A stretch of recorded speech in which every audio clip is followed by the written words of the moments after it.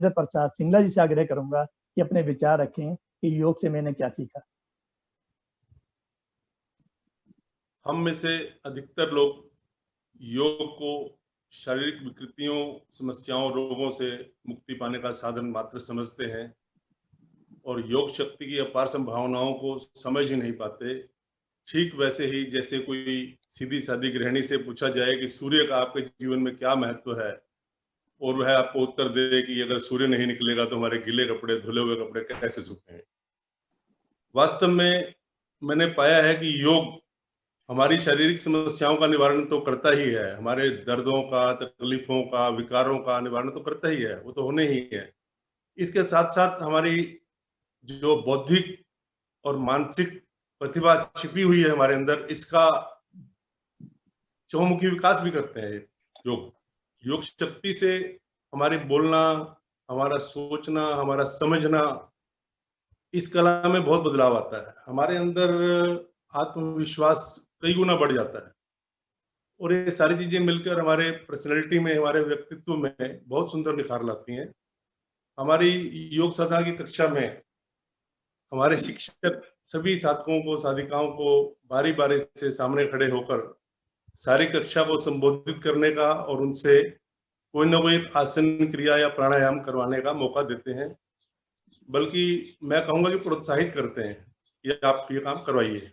शुरू शुरू में सभी को झिझक होती है, कोई बोलता नहीं है, कोई कम बोलता है, पर वो धीरे धीरे बड़े अच्छे वक्ता बन जाते हैं। सब कॉन्फिडेंस सबके अंदर बढ़ जाता है।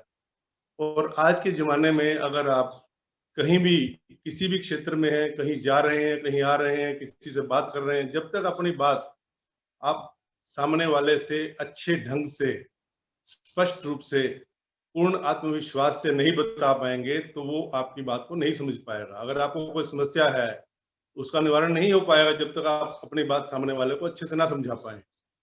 और यह गुण जीवन में सफल होने के लिए भी बहुत आवश्यक है कि हम अपनी बात, चाहे आप विद्यार्थी हैं, चाहे आप शिक्षक हैं, चाहे आप डॉक्टर हैं, चाहे मरीज हैं, चाहे आप सीए हैं, चाहे वकील हैं, जब तक अपना पक्ष आप प्रभावी रूप से आत्मविश्वास के साथ सामने वाले को नहीं समझा पाएंगे, नहीं रखेंगे, तो वो नहीं समझेगा।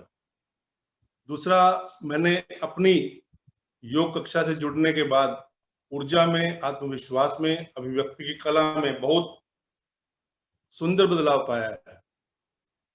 मैं पहले सार्वजनिक चर्चा, परिचर्चा में भाग लेने से काफी संकोच करता था, क्योंकि मेरे विचार अक्सर बहुमत से विपरीत होते हैं। ज्यादातर लोगों से मेल नहीं खाते हैं, तो क्यों किसी से बुराई लेने, किसी का दिल क्यों दुखाना, इसलिए मैं दूर रहता था। पर हमारे यहाँ शनिवार को जो विचार गोष्ठी का आयोजन किया जाता है, इसमें मुझे प्रेरित किया गया शिक्षकों के द्वारा कि आप अपने विचार रखिए, निसंकोच रखिए।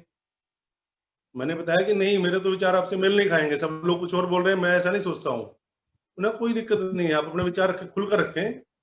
हाँ, ये ध्यान रखना है कि आपने किसी को आहत नहीं करना है, किसी को ऐसा नहीं करना, किसी पर्सनल टिप्पणी ना करनी किसी के ऊपर भी, तो बिल्कुल ठीक है। तो मैंने उसको फॉलो किया, चर्चा परिचर्चा में भाग लेना शुरू किया, किसी से बात की, उसने अपने पक्ष में विचार रखे, मैंने अपने पक्ष में विचार रखे, या मैं सहमत हो गया या उनको सहमत कर लिया। मैंने अपने तर्क दिए, उन्होंने अपने तर्क दिए। तो ये क्षमता का विकास होना बहुत जरूरी है, और यह सब योग से हो पा रहा है, जिसके बारे में कोई सोचता नहीं है। आप समझिए कि पहले मैं कभी भी ऐसा नहीं सोचता था कि मैं स्टेज पे जाकर संबोधन करूंगा। यहाँ से मुझे इतनी पावर मिली है कि मैं योग कक्षा से जुड़ने के बाद हमारी रेजिडेंट वेलफेयर एसोसिएशन के अंदर कई बार एनुअल जनरल मीटिंग का संचालन कर चुका हूँ स्वयं, और सफल रूप से सबने अप्रिशिएट किया है। हमारे 2-3 बार मैं इलेक्शन ऑफिसर बना हूँ, उसका संचालन किया है। कई बार हमारे व्यापारिक प्रतिष्ठान हैं, उनका मैंने मीटिंग्स में कार्यक्रम का संचालन किया है।